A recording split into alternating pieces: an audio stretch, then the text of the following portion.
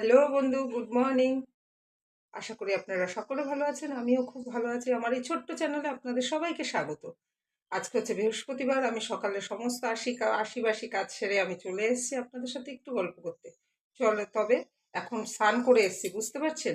তাহলে চলুন একটু ফুল আছে কি আমার ছাদ বাগানে দেখি। আজকে যেহেতু বৃহস্পতিবার, দেখি যদি লক্ষ্মী জবা ফুটে থাকে তো আপনাদের শেয়ার করবো। বুঝলেন? আমি সমস্ত কাছাকাছি করে স্নান ঠান করে চলে এসেছি।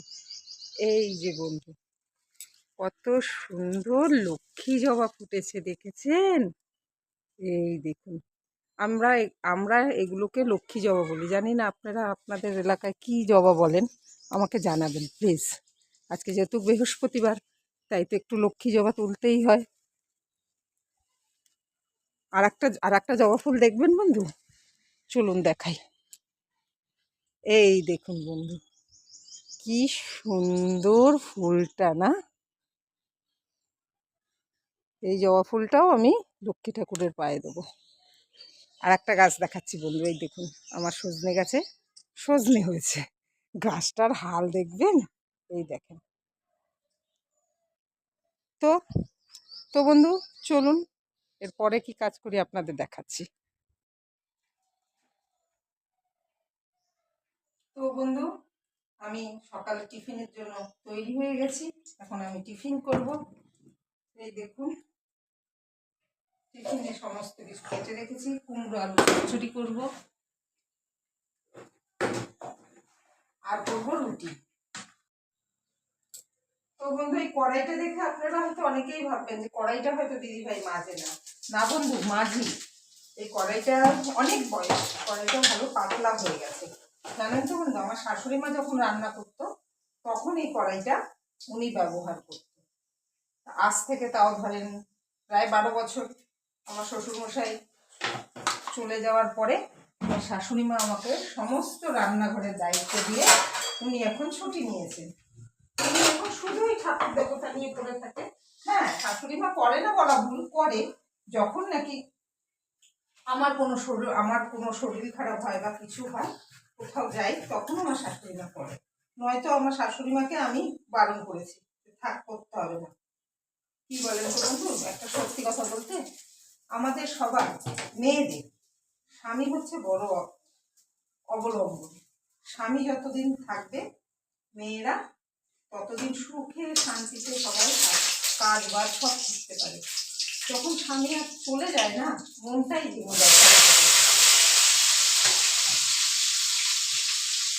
সেরকম আমার শাশুড়ির মন ভেঙে গেছে বলে ওনারা সংসারে এই রান্না বান্না ভালো লাগে না।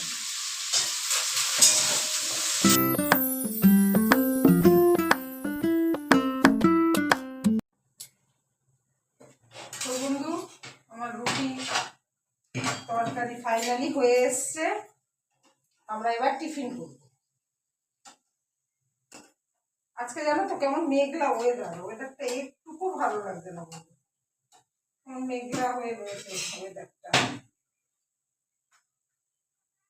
মেঘলা ওয়েদার একটুকু ভালো লাগে না, যাই বলে নাই বলে। আমার তো একটুকু ভালো লাগে না।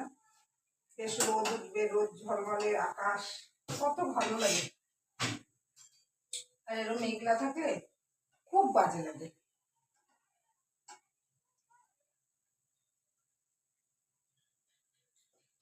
কালকে দুটো বাসি রুটি আছে জানো বন্ধু। কালকে রাত্রিরে আমাদের ওর বাবা কাজের থেকে এসে আর খেতে ইচ্ছে করলো না, বললো আমার শরীরটা ভালো লাগছে না। আমার কেমন গ্যাস, মনে হয় গ্যাস হয়েছিল, ওর জন্য ও খায়নি। সেই রুটিটা রয়েছে, ওই রুটিটাকে ফেলে দেবো বন্ধু? এত গ্যাসের দাম, গ্যাস পাওয়া যাচ্ছে না, জিনিসের এত দাম, তাই ভাবছি আমি একটু তেলে ভেজে খাবো। তেলে ভেজে রুটি খেতে হেভি লাগে, বাসি রুটি। আমার তো খুব ভালো লাগে।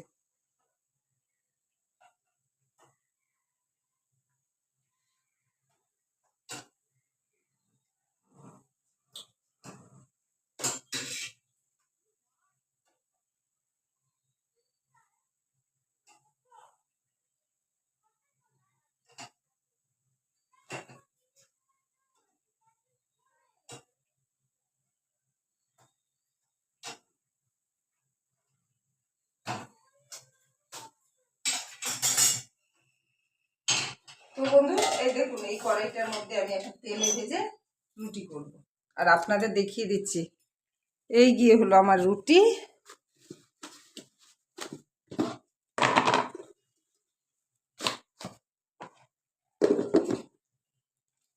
আর এই তরকারি।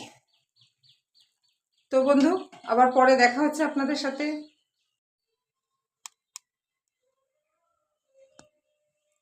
তো বন্ধু, চলে এসছি আমি এখন কাঠে ভাত রান্না করতে। আমাদের বাড়ি বহুত গাছপালা, জানো তো, অনেক গাছপালা। তোমাদের সাথে দেখাচ্ছি, দাঁড়াও।